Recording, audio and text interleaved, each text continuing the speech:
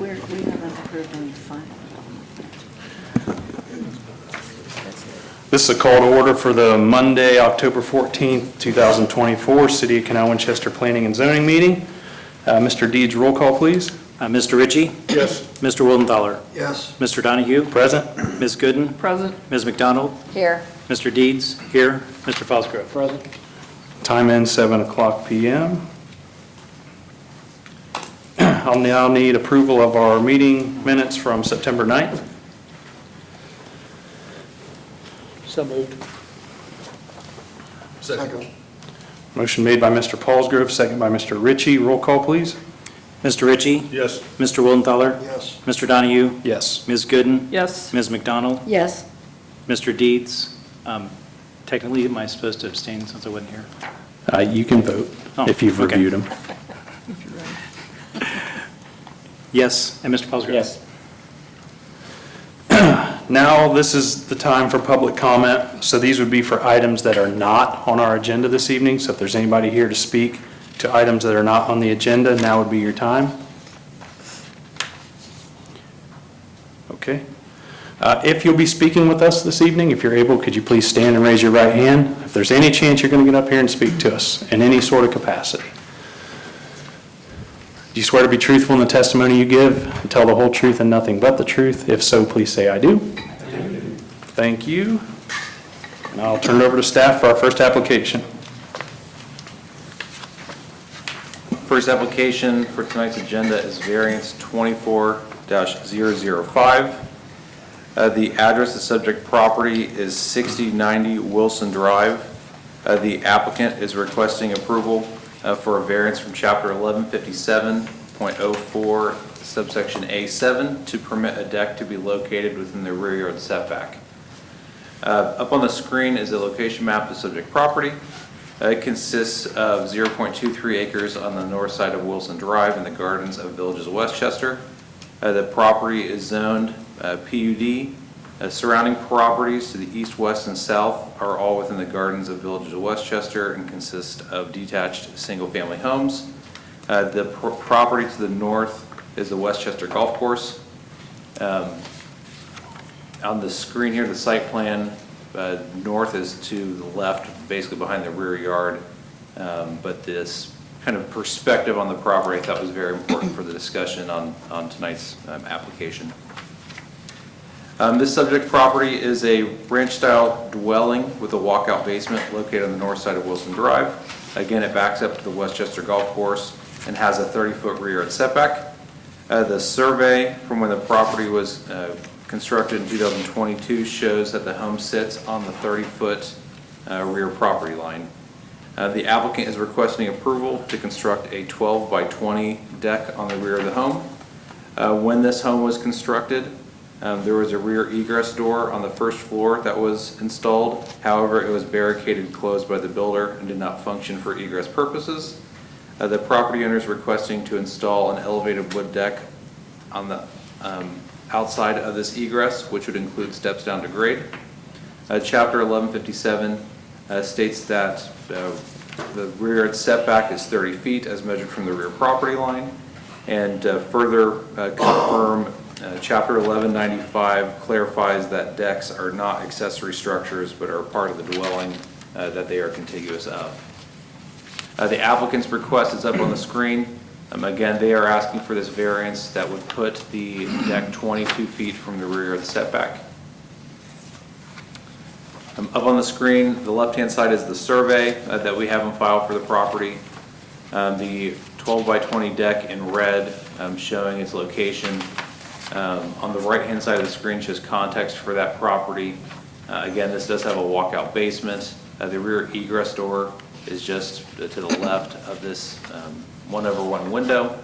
The applicant is requesting to construct the deck off of that side of the home. Photographs provided by the applicant showing context of this installation. When looking at previous variance requests for decks and rear yard setbacks, it was about a 50-50 split from what staff can find, dating all the way back to 2007. Certain decks that were located within Rear yard setbacks, requested to be located within rear yard setbacks, were denied, even if they backed up to preserve areas. While there is a case from 2017 in the Ashbrook community that was approved for a deck that was elevated above grade for a home that had a walkout basement. So that's probably the closest one that's applicable to this application. In terms of special circumstances and conditions, this property is a little unique from others along this corridor on Wilson Drive. Fisher Homes constructed this home with a rear egress door without providing landing and grade stairs to grade. This is the only home that staff could find in this entire sub area that had a rear door barricaded and not any egress down to grade. Additionally, this home backs up to the Winchester golf course, which would limit its impacts on surrounding residential neighbors. The literal impacts of zoning code would not permit the deck's construction as shown. What would be permitted would be a simple egress landing, a landing right outside the door and stairs down to grade. From my look at this property, there's only one other home on Wilson Drive that would have the same scenario. I'll show a comparison photo here in a following slide. For special circumstances and conditions, they are not results from the actions of the applicant. Fisher Homes constructed this single-family home and barricaded it. Again, it's unclear why this is the only one that has this scenario without egress down to grade. Granting this variance would permit an 8-foot encroachment into the 30-foot rear yard setback. The setbacks are established to provide adequate yard space and separation between dwelling units. Again, this site does back up to the Winchester golf course. Granting this variance would not adversely affect the public health, safety, convenience, comfort, and prosperity and general welfare. The applicant does have the ability to construct a simple egress off the barricaded door without the need for a variance request. However, granting this variance request does not appear to have any negative impacts given the location and context of the property. So when looking at this subject property on the left-hand side of the screen, I've drawn in the rear setback line to show you that the home is literally setback to setback, front and rear. It's a big ranch dwelling. These are smaller lots in the subsection, and just for clarification, all the property maintenance is done by the HOA. So it's another different scenario for this part of Winchester. The other property that's similar to this off Wilson Drive is on the right-hand side, 6110 Wilson. That home was built directly on that 30-foot setback line, and they have a walkout basement with a rear egress from the first floor. That home, they do have a landing and stairs that lead down to grade. Again, we permit that without having the variance request if it's for egress purposes. But this is the only other property on that street that has a similar condition to the applicants this evening. So staff is recommending that variance application VA 24005 be approved as presented. Thank you, Mr. Moore. Any questions for staff? Is the applicant present and anything they wish to add? Is there anything you wish to add, sir? Yeah, thank you. The only thing I think worth mentioning is the only other home that Mr. Moore pointed out is the original model home for the neighborhood. So this is the only home that was built like this that we can find. Thank you. Thank you. Appreciate it. Since this is a variance request, I'll open it up for public hearing. If there's anybody here from the public that wishes to speak on this application. Mr. Chairman, I move we close public hearing. Second. Motion made by Mr. Ritchie, second by Mr. Deeds. Roll call. Mr. Ritchie? Yes. Mr. Wildenthaler? Yes. Mr. Donahue? Yes. Ms. Gooden? Yes. Ms. McDonald? Yes. Mr. Deeds? Yes. Mr. Paulsgrove? Yes.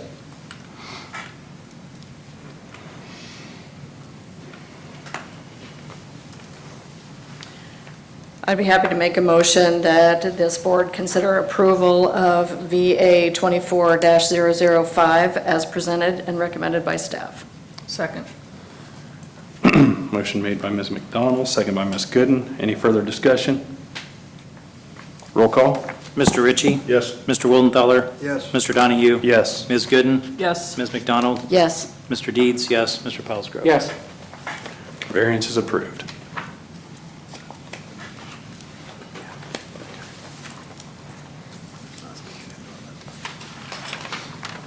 The next application on tonight's agenda is conditional use 24-003. The location of the subject property is a vacant 6.09 acres of ground located on the south side of Groveport Road. The applicant is requesting a conditional use from the R3 zoning district to permit a church on the subject property. Again, this site is a vacant 6.09 acres on the south side of Groveport Road. This property is essentially a set of two properties that create a flag lot that are located behind single-family homes on Groveport Road and also single-family homes in the Dye addition to the south. To the west of the subject property is a vacant 2.85 acre parcel with zero frontage on a public roadway. Property to the east is the site for the Columbus Metropolitan Library that is currently under construction.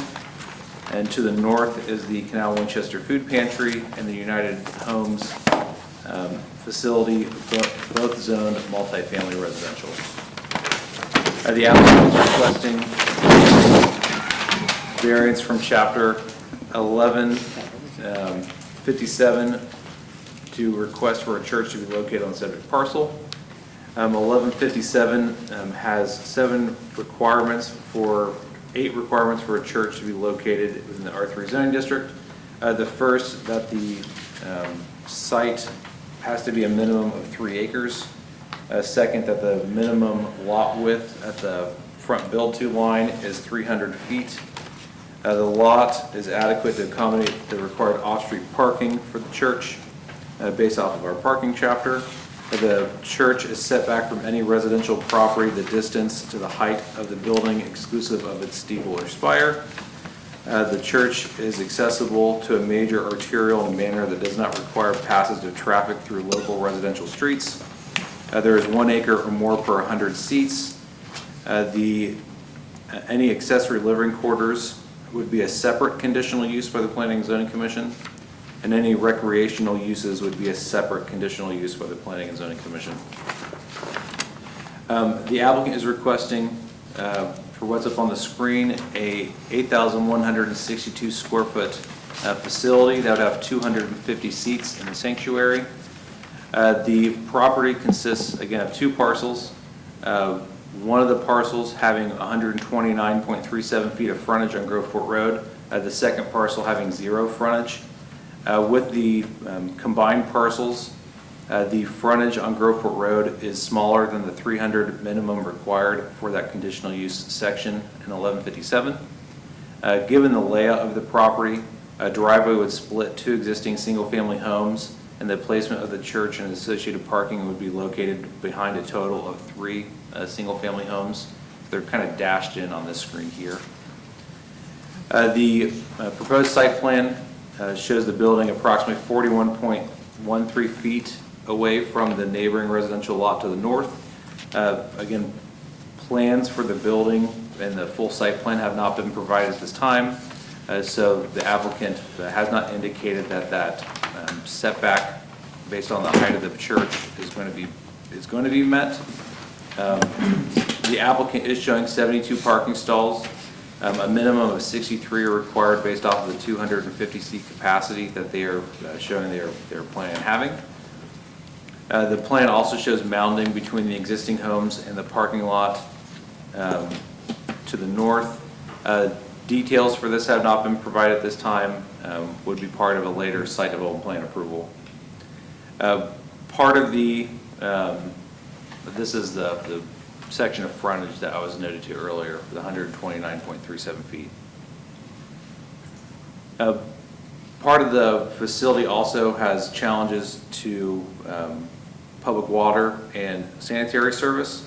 The red line up on the screen is a 993 linear foot sanitary force main that will be pumping sewage from this facility upstream to the closest manhole on Groveport Road.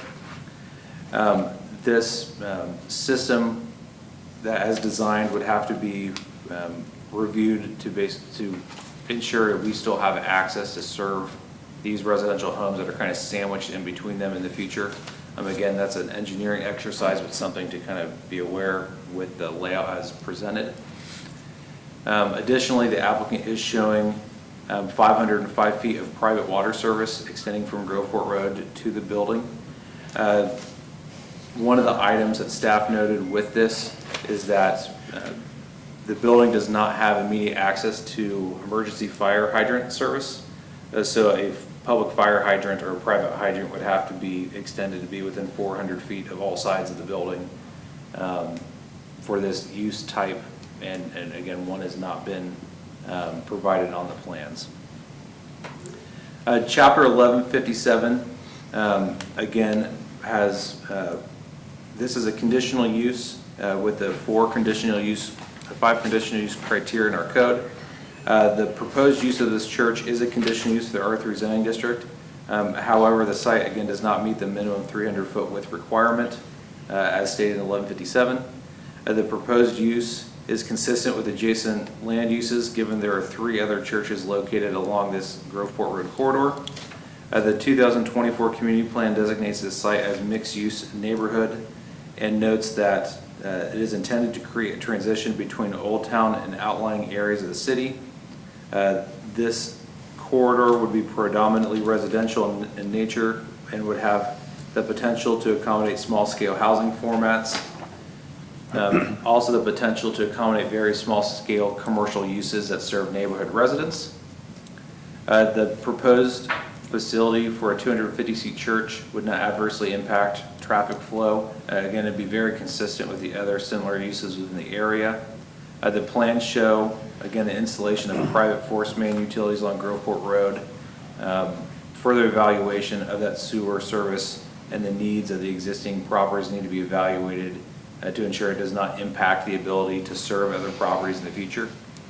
And that the proposed site plan shows the majority of the property lines are treed.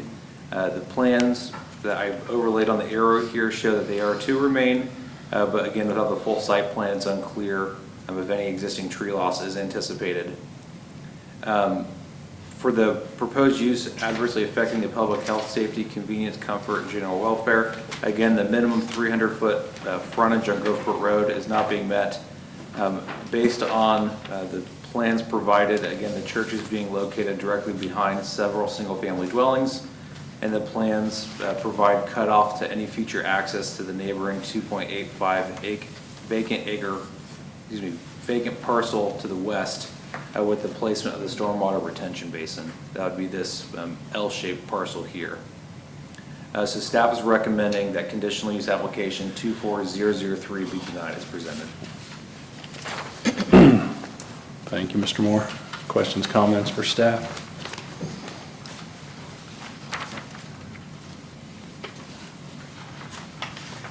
I guess just to clarify your last statement, that one parcel was intending to have access right away through this parcel, the one you mentioned, the 2.8 acre parcel? So this parcel has a separate ownership from these two? Correct. That are being sold? Right. With the plans as presented, this site becomes a true island piece of property with no access, even potential. With these pieces being contiguous still, there's always the ability for this to get developed with the other two. However, the plans as proposed further isolate that property to the west. How does that parcel have access now? It does not. Right now, the same company, they bale the hay on it across all of it, 2 times a year. Outside of that parcel has no frontage to it. Is the proposed road wide enough for two-way traffic? I believe the applicant is showing that roadway at 26 feet wide. So it would be, Yes. thank you. What's the rough offset with the street on the other side, Covenant Way? Why is there an offset, or what is No, the how much is the dimension? offset? The plans don't show actual dimensions, So, but the offset is very minimal. And with these two parcels lining up, you couldn't get something to actually completely line up. Were there any conversations with the applicant about moving that stormwater detention, relaying this out where it might work for potential future of the other parcel? Yes, staff has had conversations with the applicant on kind of switching things around. Verbally, the applicant noted that this was a conceptual site plan, that there was something that was subject to change with the full site plans. They have provided me with an exhibit showing how they would basically mirror the whole plan, put the building on the left-hand side, put the stormwater on the right-hand side, and leave the parking in the middle. I believe the applicant has a handout for you this evening to kind of reflect some of those design changes they're considering. But part of staff's reasoning for flipping the site was it moves the building further away from some of the residential homes. It gives that facility much more visibility from Groveport Road, and it also makes the construction of the utilities seemingly cheaper because there's less linear foot of run, and that much more achievable. Any conversations about potential future development on that south 3 acres? The applicant has not indicated any intention to develop on that southern side.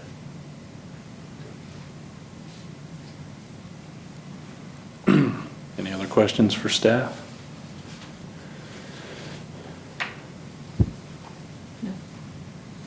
Is the applicant present? Yes, sir. Please. Thank you. Good evening. I'm Greg Hesterman. I'm a pastor with New Life Church, a lay pastor, and I'm also a real estate agent with Remax Apex out of Lithopolis.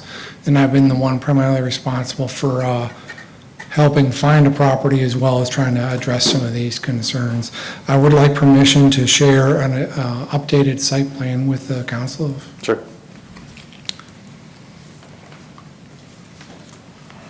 So last page here. So last page here has the updated site plan. It's still conceptual, but I think addresses some of the concerns.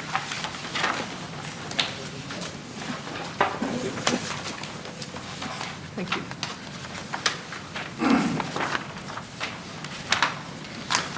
So if you look at the site plan specifically, I can open up my version here.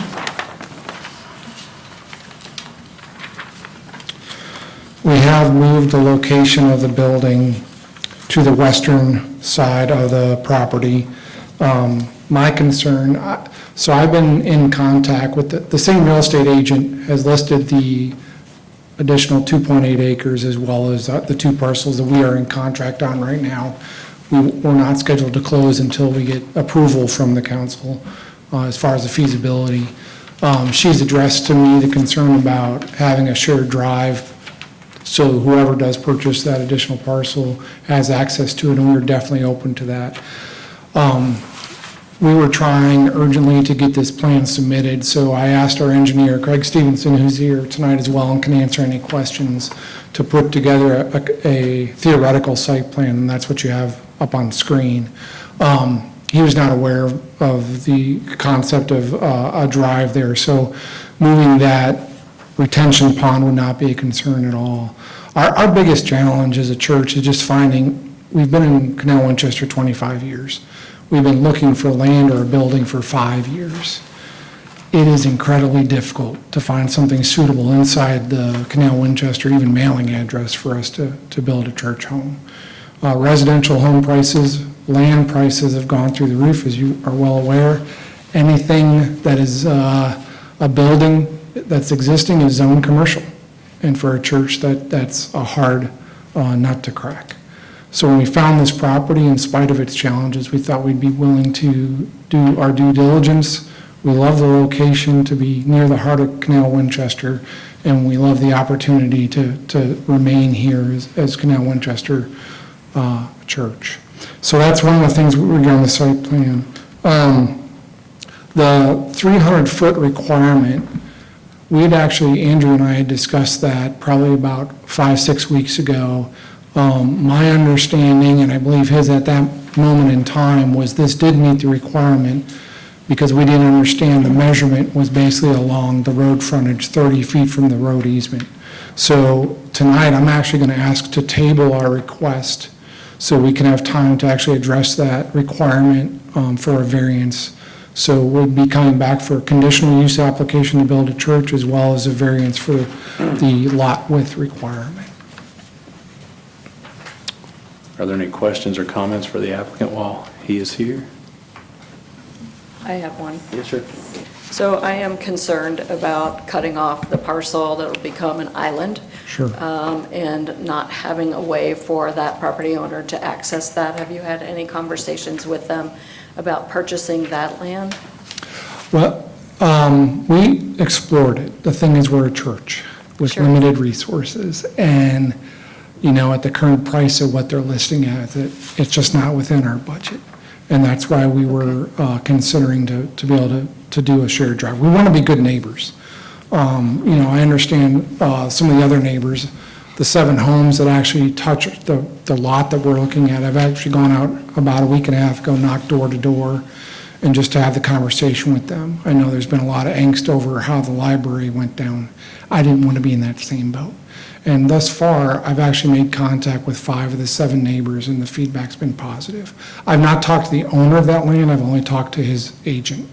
But we have discussed, if, of course, pending your approval, but to do a shared drive back there. I don't want to see somebody's land be isolated either as an island. Have you contacted the farmer that actually farms all of that land?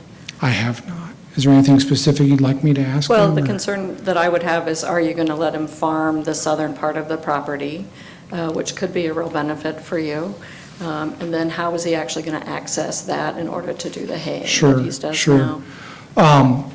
We would be more than open to doing that. When I look at that, so I don't know if you can tell through the property there's a line that goes from the opening in the trees on the east side, diagonal to the west side. That's a storm water drain, a 48-inch storm water drain. So that really does limit what the parcel can be utilized for, because you can't construct on that a building or anything to that effect. This property was actually in contract for about 5 months with a developer looking at building homes back there. And because of that, stormwater drain is deemed as just too cost prohibitive with sewer and those sort of things. But that all being said, with the southern half, I know there's the question, I think Mr. Ritchie asked about the southern 3 acres roughly. How would we use that? We're not a church that's looking to grow and be 1,000 people. We're currently around 170. Our sanctuary, we're shooting for 250. That's because we do expect a little uptick when we have a home. But the challenge is really 85% it feels full. And so the 250 sanctuary will get us there. And that's with one service. If we grow more than that, even if we double in size, we could easily go to 2 services and not need to build a larger facility. We are, with the new site plan, you can see there is some rectangles off the north and the west end. That's just a theoretical future proofing of if we ever needed to add to the building, we could, with the required setback and not having to come back for another variance. So back to Mr. Ritchie's question about the southern portion of that. One, to let a farmer continue to farm it? Absolutely. Our previous location was at the corner of Winchester and Waterloo, where C3 currently is. And we had about 30 acres back there that we leased out. And basically, what we charged them paid the taxes. And we'd be willing to that. If I could dream a little bit, how could we use that land? As we've discussed it, there's actually 4 pastors that lead the church. There's no senior pastor. I'm one of the 4. We'd love for it to be an asset to the community, whether it's ball fields or a park, playgrounds. one of the concepts Andrew and I discussed was actually a pathway to get from that neighborhood to the south to the library through a walking path or something. Also, with the new proposed site plan, we need to have a sidewalk that goes from the building out to the road, and then a sidewalk along the road. You know, if there was some way to tie it into the bike path, where that neighborhood from the south would have access to our parking lot through a path of some sort that would eventually lead into the bike path across the street, we would love that. We just want to make sure we're contributing. We've been active in the community for the last 25 years in various ways. Festivals are in the park, our paint wall's a big hit with the kids, but we want to continue that. It's just in our current location that we're renting on Basil Western, it's very limited. It's less than half the size of this current facility that we're looking at. So my last question for you is the deficiencies that the staff pointed out as far as access to utilities, things like that. Were you anticipating those additional costs when you were Yes. looking at this site? In fact, as we go through this feasibility period, that's one of my biggest things is to put together a budget. So I've already met with a couple architects, we've been discussing with our engineer. The nice part about this new location, it makes it a little bit closer to where a fire hydrant could actually remain within the public right-of-way. It'd still cover our building because we have to be 400 feet from an existing fire hydrant. So that helps address that issue significantly, and it wouldn't be nearly as much. Because it would remain in the public right-of-way, my understanding is we don't have to do the tap fee because once we pay for it to be installed, it becomes a public-owned utility, if you will. We would have to pay for the tap fee for our water line to come off that, but it's basically just enough water line for a few bathrooms. We're not putting in the kitchen, we don't need a sprinkler system based on the fire code for the state of Ohio on this facility. Okay, thank you for answering my Yes, ma'am, questions. thank you. Any other questions for the applicant? Maybe staff. So is there access from Woods View? No. No, if you look at, down on the handout the applicant provided this evening, that access is split between the property at 335 Woods View and 240 Woods View. So it would take something from those private residents to allow any kind of access or easement through there, right? Correct. And sorry, not to interrupt Mr. Deeds, but one of the things, I've actually talked to the neighbor there at 240 Woods View, Mike, I can't recall his last name right now, in our conversations, because his property is very funky shaped. One of the things that we actually discussed was, would he be interested in purchasing a small portion of that southern parcel in order to help his property lines? And maybe there'd be some way for us to work that in order to get an easement for, say, a bike path or something, you know, quid pro quo, if you will, or something to that effect to help allow that kind of dream to happen. Sure. And so another staff question, are there utilities back that? I mean, their own public utilities back there, right? Yes, so the die addition does have public utilities. One of the engineering kind of exercises that we have asked the applicant to go through is, could this building be serviced by sanitary, if the sanitary line does go south? Right. Part of the challenge is doing that. The building most likely has to be on the south side of that storm line. So it pushes it further away from Groveport Road to have enough fall.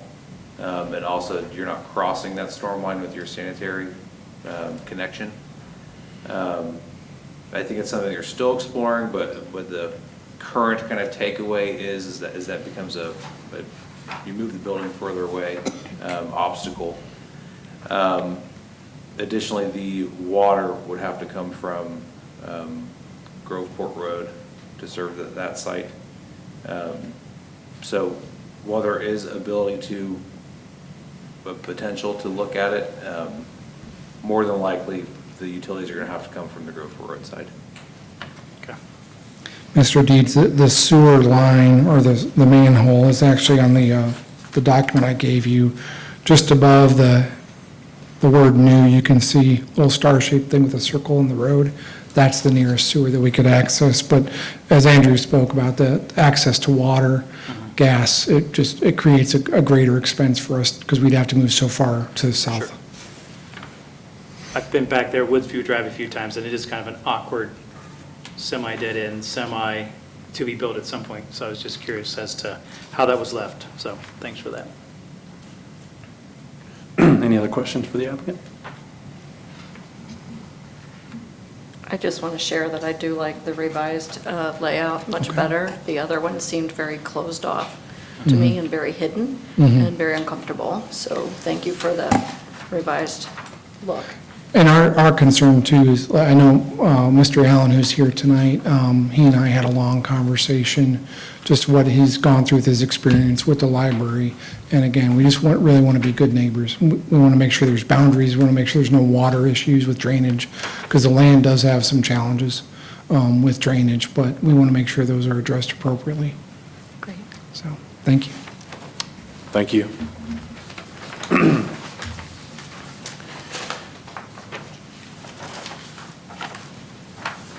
I'll now open it up for public hearing on this application. If there's anybody here from the public that wishes to speak, please come up, sign your name, begin speaking. You'll have 4 minutes, and I'll kindly interrupt you with 30 seconds left.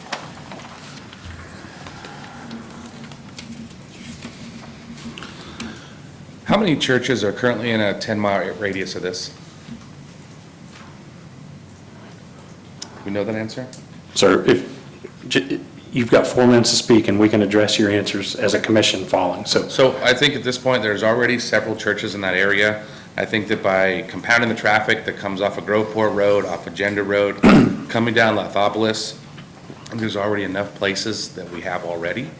I don't see the need to continue to add more churches in the area when there's already, I feel, plenty already.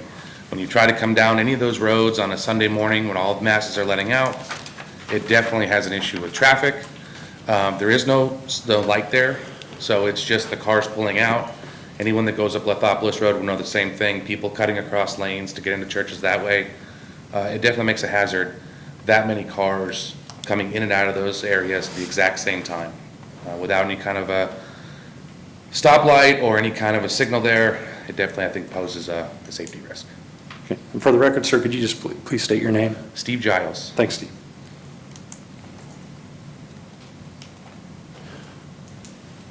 Anybody else wish to speak on this application? Please.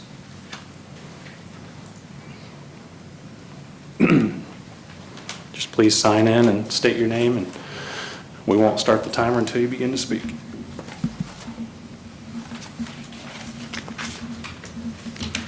Charlene Burton. I actually am on his side, the gentleman over here.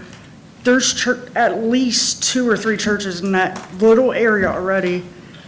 David's is blooming, and the others, I've seen signs out there trying to get more people in. So I don't see why we would actually need another church in the area when we have some, I feel, begging for attention, and then the other ones are taking the attention from the ones. Thank you. Thank you. Should give her name. Let me make sure we're getting people's names. Yeah. I'm sorry, ma'am. Could you, for the record, please state your name? Oh, you did. Charlene Burton? She did. Yeah. I'm sorry. Anybody else wish to speak on this application?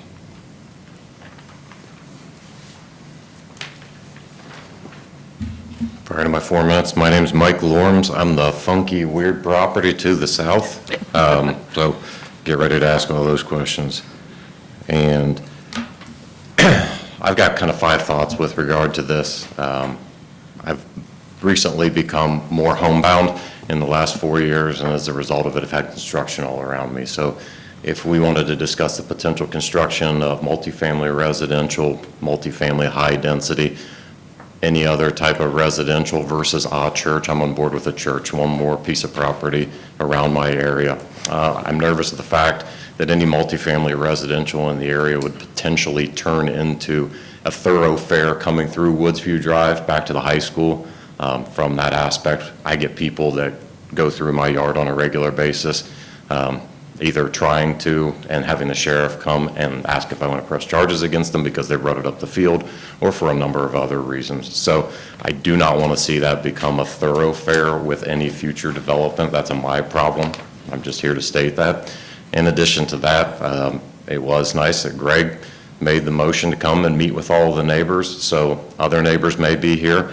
I'm the south end of the property, all the developments at the north end of the property, please wait that. It's in their backyard, it's 2 acres from my backyard, so I think I should have a lot less weight in what I'm saying versus what they are saying with regard to it. I'm open and amenable to it. I like it being developed as a church if it potentially is. I understand their concerns with regard to it, but I'm the one that has to have the development in my backyard. I'll go get donuts the other way around on Sunday mornings for my own benefit, not from yours. So I understand where you're coming from and what they say. I'm open to any suggestions that you might have to utilizing utility, and I appreciate your time today. Again, Mike Lorms, 240 Woodsview Drive. Thank you, Mr. Lorms.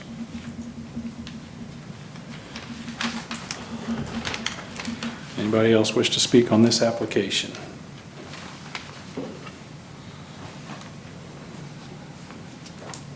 Last time, anybody wish to speak on this particular application?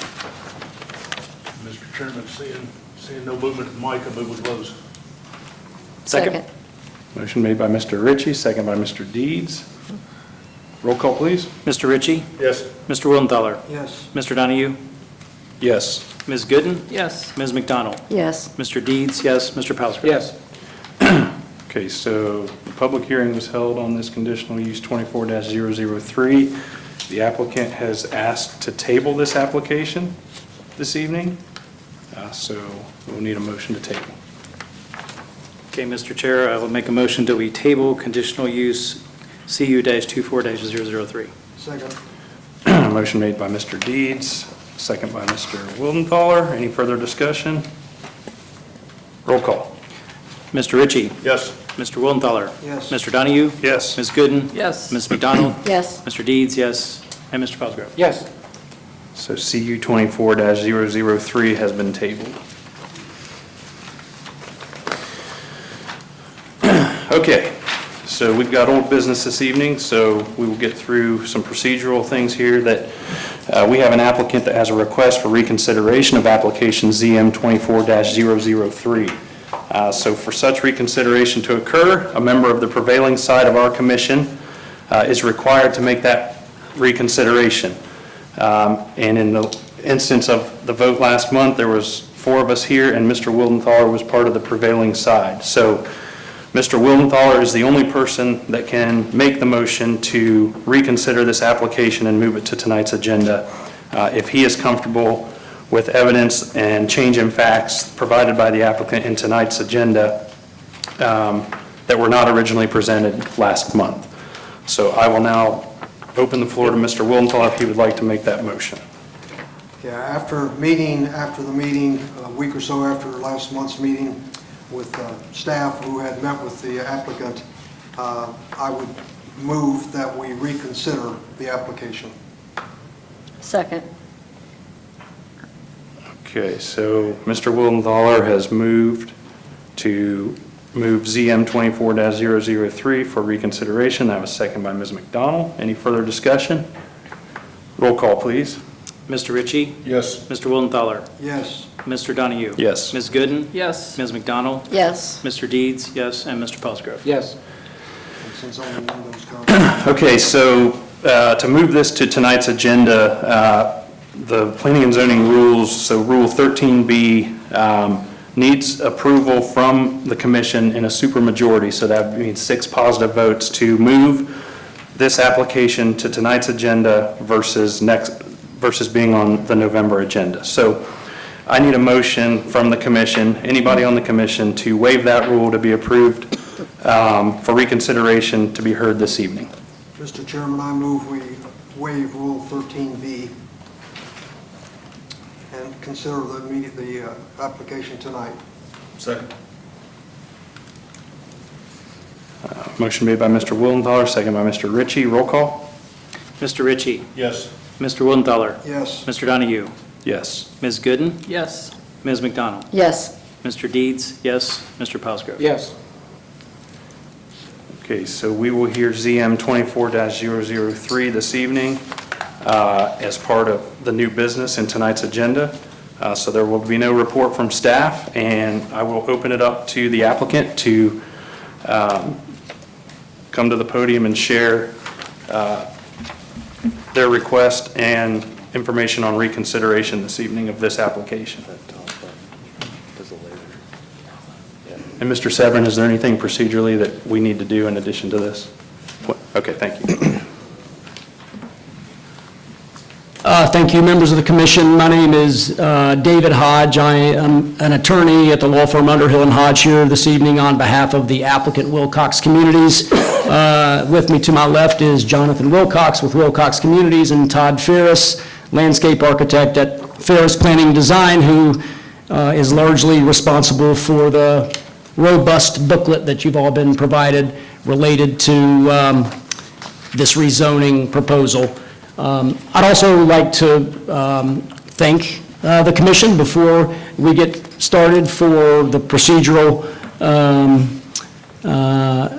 issues that we just had. Certainly, between the August meeting of this commission and the September meeting of the commission, our receipt of staff's report for the September meeting, we raced to make some tweaks and some changes, especially related to the architecture. It was probably, and I'll take responsibility for it, it was probably not so artfully done in terms of handing out a one-pager in advance of the commission meeting that night, giving the commission or some members of the commission really not enough time to thoroughly review the material presented. So appreciate the opportunity to come back and have this reconsideration tonight. Andrew, if you would maybe just flip over to the illustrative site plan. I took the opportunity before tonight's meeting to go read through the meeting minutes that you considered here at the beginning of the meeting, and I know that all of you have a thorough understanding of exactly what's going on, but I may just spend a few minutes kind of hitting the high points of what this proposal is. So overall, everybody hopefully understands that this text and this booklet and all of the illustrations and all of the architecture are really part and parcel of the proposal. So we actually included some verbiage in the development text that says all of that stuff is incorporated into this rezoning and preliminary development plan proposal. So it's not just kind of in isolation, it's not just words, everything is really a package, all of which comes together.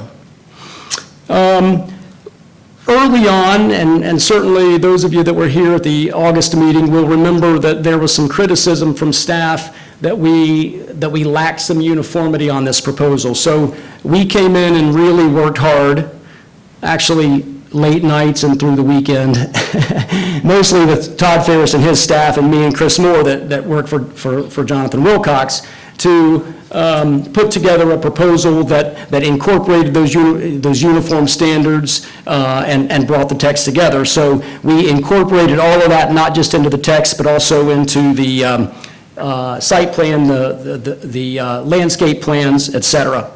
All of this along the frontage, see if I can get this to work, has these sort of uniform setbacks along the road frontages all around the perimeter of the property.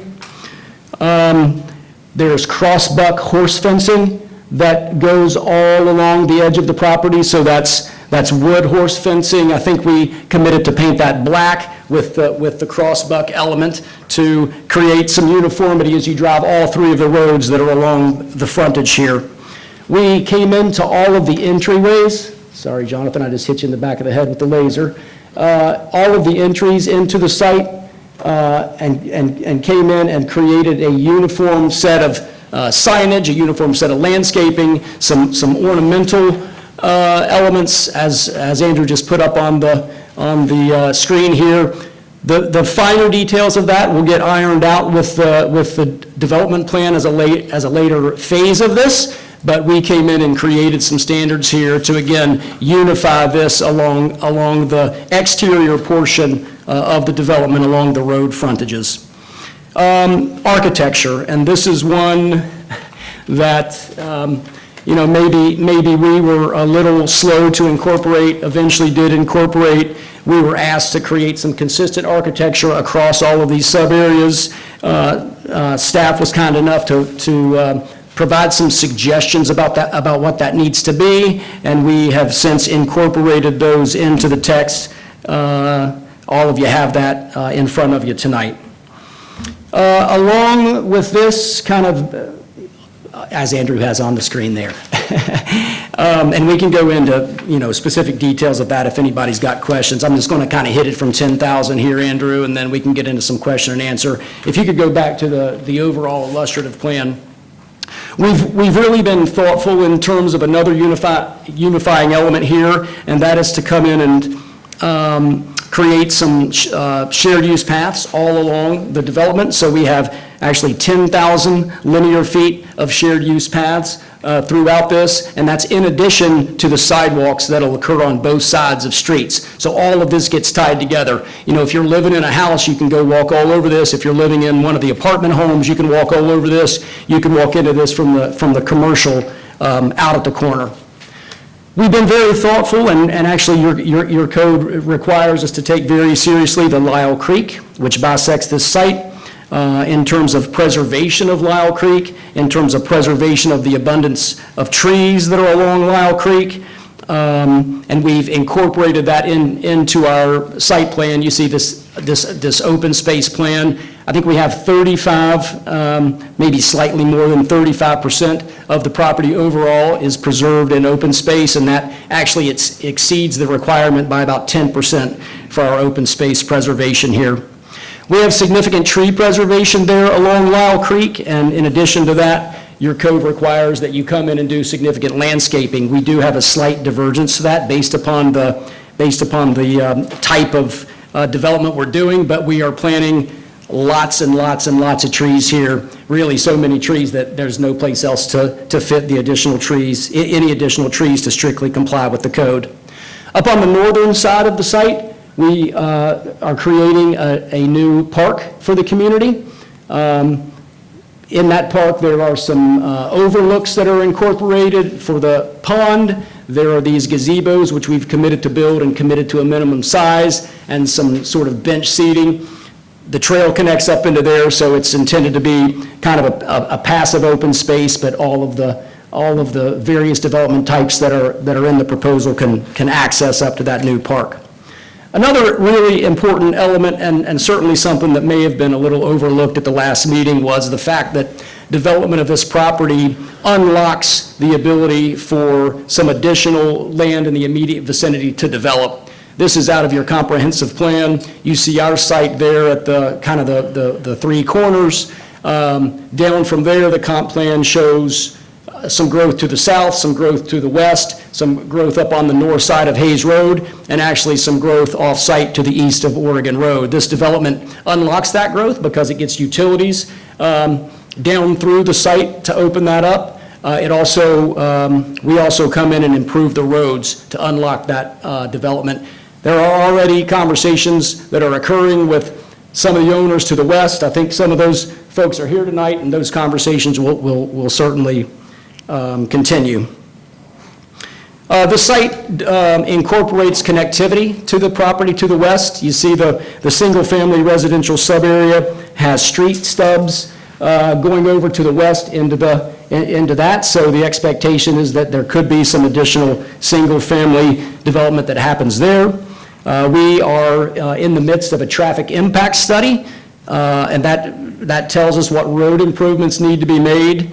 I know that conversation is ongoing, but the traffic impact study is complete and it's submitted, and it calls for road improvements on all three of the adjacent roads.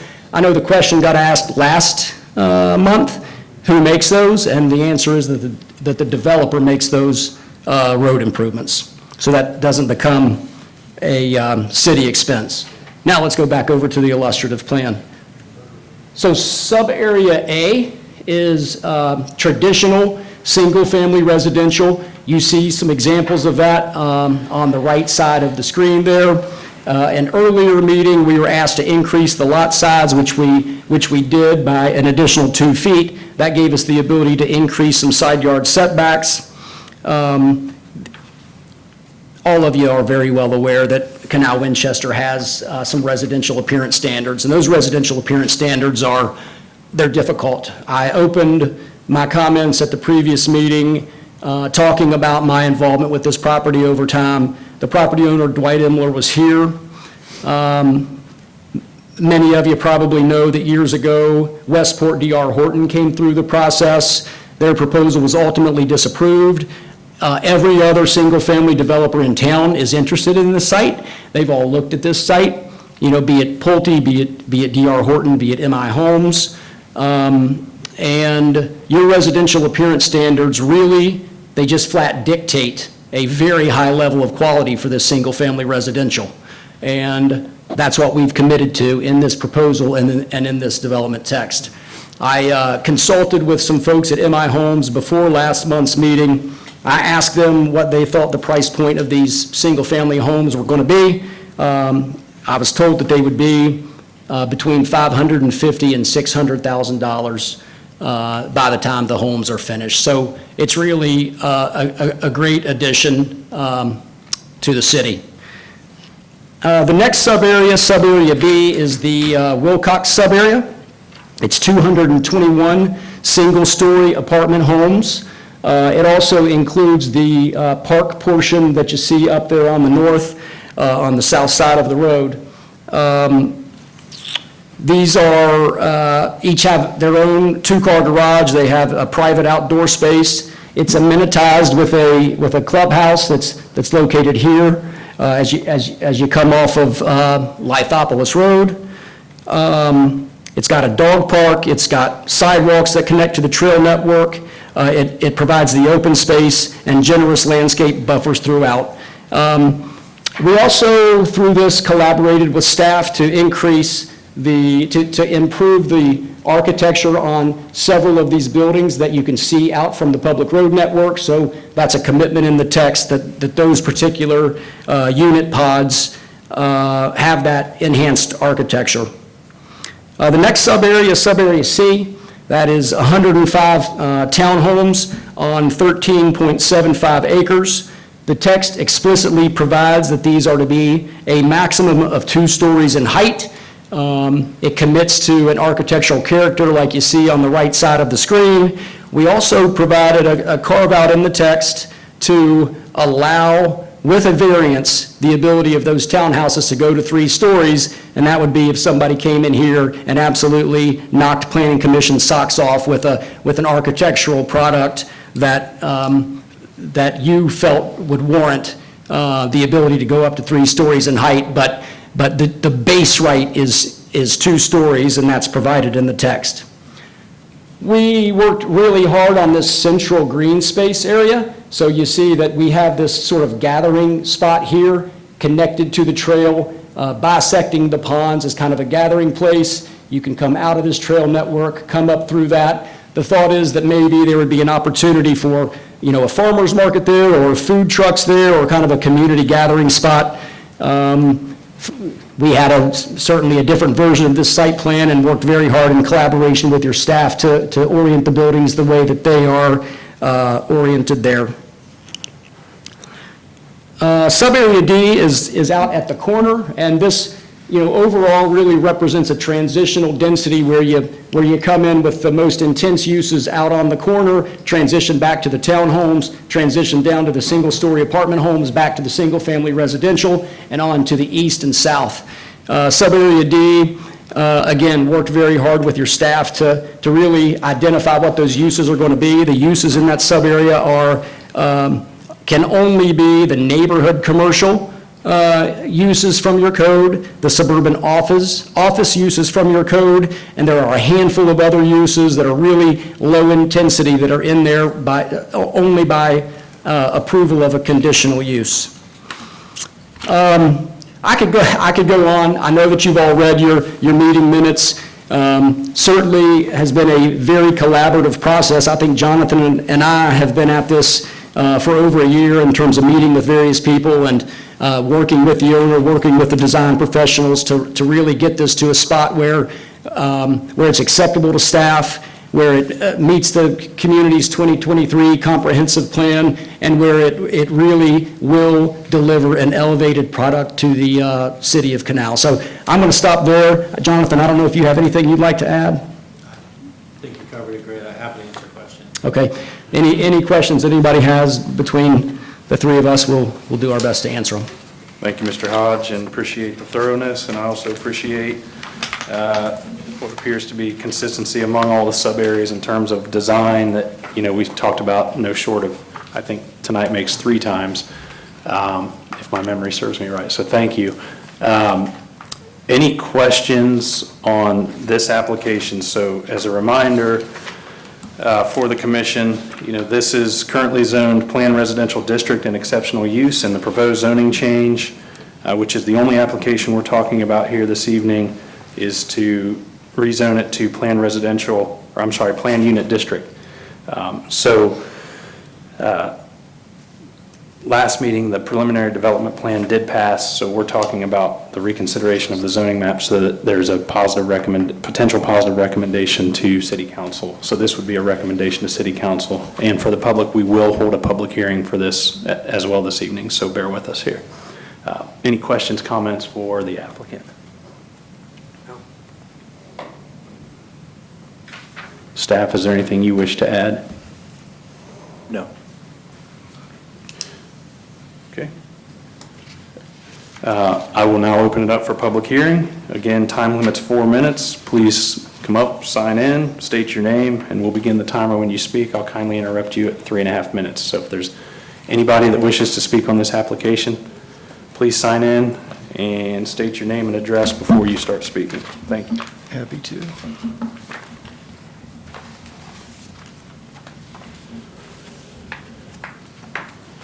All right, my name is Matthew Schnelly. I live at 8171 Oregon Road. On the graphic that is on the screen, it is the house that is 2 properties just to the south of the development. I'll try and keep this focused since we're not discussing the development, but the change in the zoning use. Hearing the presentation, listening to last month's presentation, I'm in line with what they're proposing there, maintaining greenways. I have 4 years in open space planning and another 20 in civil engineering as far as working with communities and development. But when I look at the 2023 plan and the rural preservation and the land use with single-family homes, don't know exactly if the change in the zoning is going to affect that. But that's the first thing, and I like the creative use of working around it and trying to build a community. But the density, as was discussed in the last month's meeting minutes, with net area is over 7, whereas both of these zoned areas are a max density of, I believe, 4 units per acre.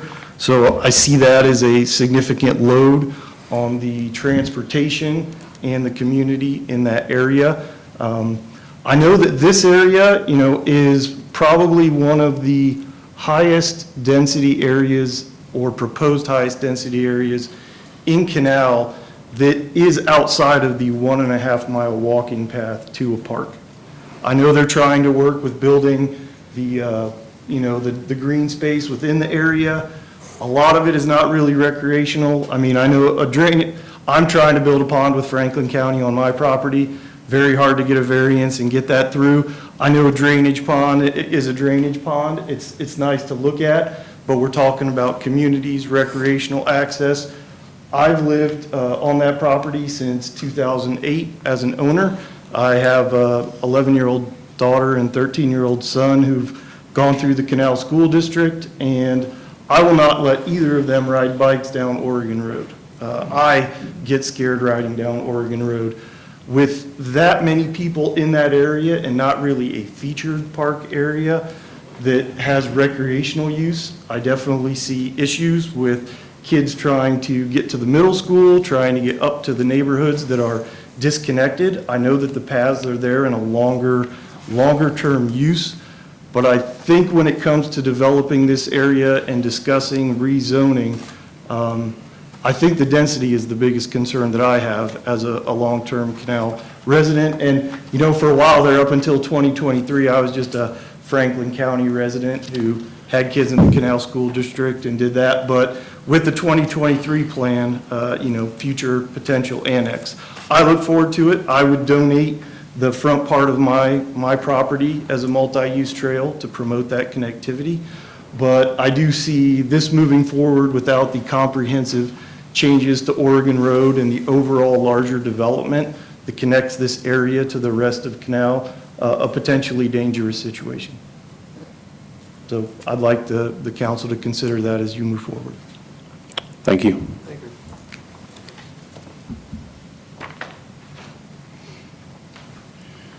Charlene Burton again. I'm all for housing, but I feel the more housing we bring in right now, especially that multi-housing, it'd bring in more crime.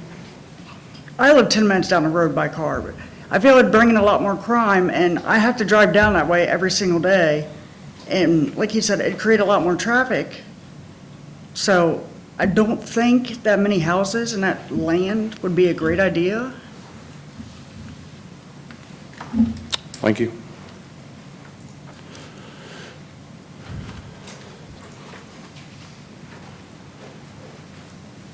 Steve Giles.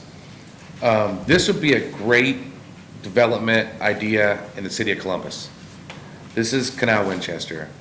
This is not the type of community to develop in this type of area. It's too dense, too many homes, too many people in one area.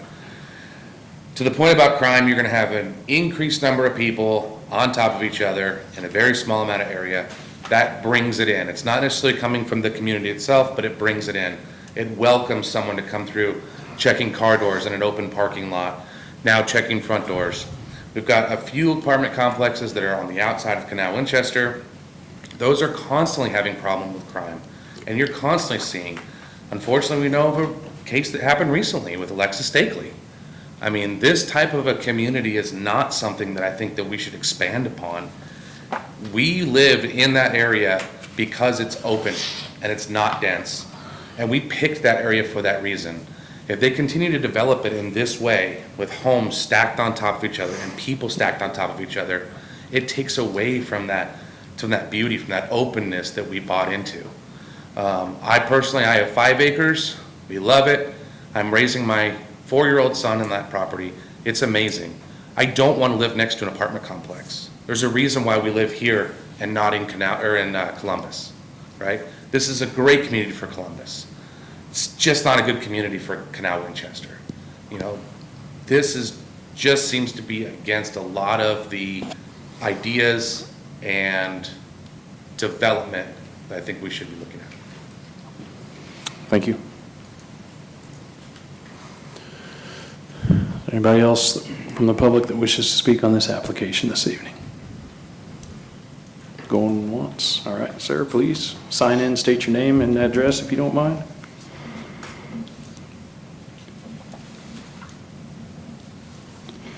My name is Adam Karshner. I'm a Canal Winchester resident. I would echo what the other members of the community said. I would like to see a completed traffic study before this would be even considered to rezone, because it's going to have an impact. All you have is 2-lane roads and stop signs. I know they talked about taking over and doing some of the development, but it's not built for it right now. Also, road wear and tear, you're going to have a lot more garbage trucks, heavy vehicles going through the roads there that weren't designed for it.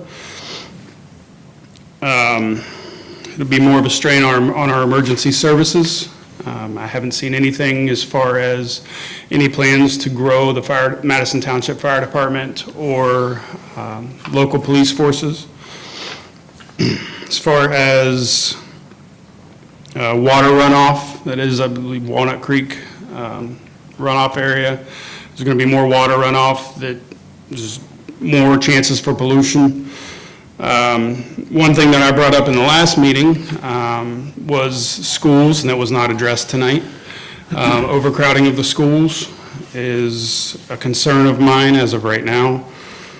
And if they need to build more schools, it means more taxes for all of us, in which we all just had an increase in our property taxes anyways. I know I'm paying an extra $1,000 a year. Now is not the time for increasing taxes for anybody. But as the first speaker said, the concerns for the density is my biggest issue, and rental properties. If this was less dense and more ownership, I would be more on board with it. Thanks. Thank you.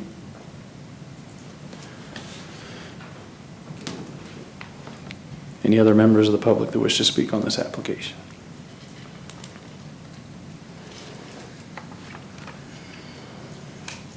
Seeing none, Mr. Chairman, I move to close public hearing. Second.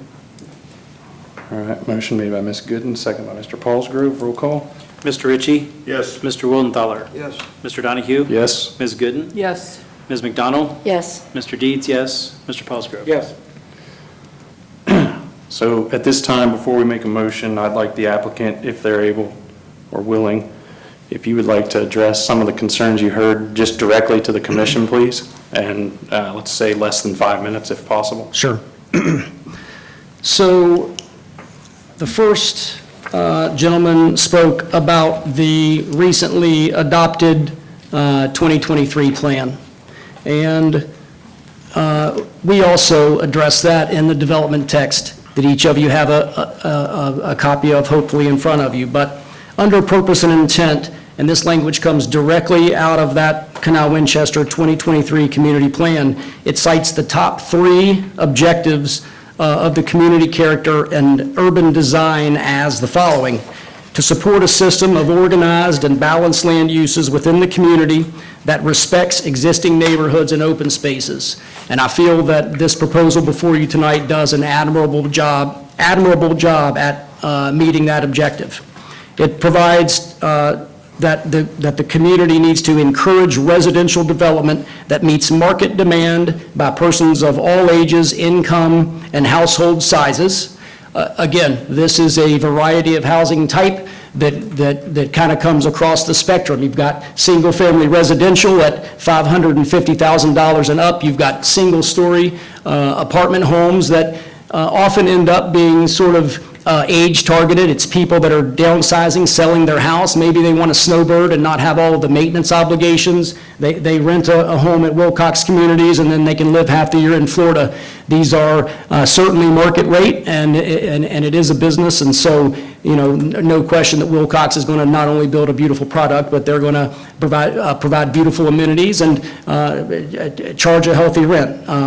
Without a doubt. The townhomes, everybody that we're talking to there are going to build either condominiums or a for-sale product. That's what the production builders in this marketplace do, so that's our expectation of what's going to happen with the townhome sub-area. The last top objective of the plan is to promote a development of mixed-use, walkable development pattern. So we talked earlier about the 10,000 linear feet of path tied into the sidewalks and having all of the sub-areas across this entire development all tied in together. So the proposal does meet the top 3 objectives of the comp plan. There was mention of road improvements, and I'll reiterate what I said before. This property, this development is the subject of a traffic impact study. That traffic impact study does conclude that road improvements are warranted on all 3 of the adjacent roads. It will be the developer's obligation to make those road improvements consistent with the summary and conclusions and further discussion, certainly with staff. So those road improvements will be made, and they will be made by the developer. There was discussion about crime, and I do a lot of this kind of work all over town all the time, and this is something that comes up. There is just flat no evidence that rental units add to crime. I don't think that ends up being a true statement whatsoever. These are, again, age-targeted. These are people stepping down from their home, people that don't want the maintenance. This is a place where, you know, my mother, God rest her soul, would be happy to live. She could live there, she could rent, she could have the ability to travel, she could be friends with her neighbors, she could go out and walk her dog, she can go to the dog park. You know, when the neighborhood commercial happens at the corner, she can walk over, you know, to the dentist or whatever those amenities end up being. There was discussion about maintaining the rural nature of the corridor, and we're doing that. We have these significant setbacks off of the roads. We've got the wood crossbuck fencing in black. We've got elegant landscaping all along this frontage, and that's all being done seamlessly while providing the density to hit that missing middle, which is a term that comes out of your 2023 plan to provide this kind of housing with the right kind of aesthetic and to further allow the community to grow. There was some discussion about taxes, and certainly there's not going to be a tax abatement here. There will be significant taxes generated by the development that happens here. A portion of that tax money is going to go to the schools, a portion of that tax money is going to come to Canal, and some of that tax money is going to go to support the emergency services that will be necessary to serve this and any other property. We have talked with the schools, we've met with the schools, we're obligated to do so through this process. The schools said they did not want any of the property, but their preference was that a fee in lieu be paid to the schools by Wilcox Communities, a fee in lieu of providing a site. And so we are in talks and in agreement with the school that we will be paying them a fee in lieu of providing them property here on this portion of the property. There were discussion generally about environmental concerns. This site will be fully engineered by very capable civil engineers following all of the local, state, and federal regulations related to development. We have to submit those to the city. They'll use their consulting engineers to verify that it's engineered to, a 2025 standard by the time that this would happen. A discussion about ownership, which I hit in the beginning. These houses are exceptionally nice houses in this marketplace. The townhomes are likely to be owned, and the Wilcox Communities is a rental product, a very high-end rental product that really is the impetus and the driver of what's happening here with the balance of the site. So hopefully, Mr. Donahue, I kept it under 5, and hopefully I responded to all of the issues that were raised. Appreciate that. Thank you. So again, this would be a recommendation to City Council for their review and ultimate approval. And we are only, the only application on the floor is ZM 24-003. Mr. Chairman, I make a motion, we make a recommendation to the council for ZM 24-003. Second. So Mr. Ritchie has made a motion to approve ZM 24-003, and Mr. Willenthaler has second. Is there any further discussion from the commission? I just want to make one point to the audience. The concerns that I heard that each of the audience members brought up really relate to the development plan, not necessarily the rezoning. So my vote is going to be for the rezoning of this because the development plan was approved at the last meeting. So I think you bring up great ideas and thoughts to consider in the final development plan, which also has to go through the city planning commission before it can be approved for construction. So it's two different things, and I just wanted to let you know what I was thinking. Thank you. Any other discussion? Roll call. Mr. Ritchie. Yes. Mr. Willenthaler. Yes. Mr. Donahue. Yes. Ms. Gooden. Yes. Ms. McDonald. Yes. Mr. Deeds, yes. Mr. Pelsgrove. Yes. So ZM 24-003 has been approved and recommended to City Council for adoption. Staff, is there any other new business? No, I do not believe there's any other older new business this evening. The one item I would like to mention is we did put out a request for proposals to rewrite the zoning code, and those proposals are due on October 20th, so we're expecting we'll receive some of them. I have spoken to a few consultants that will be proposing on that, so hopefully we'll get some good options. I would like to have one member from the Planning and Zoning Commission that would serve on a committee to review those applications. So I don't know if you want to all discuss that currently, or if anyone would like to be part of that. We have a pretty quick turnaround. We would like to get that on council's agenda for their second meeting in November. And so over the next couple weeks, we'd be reviewing those applications, or those proposals, sorry. Okay. Anybody?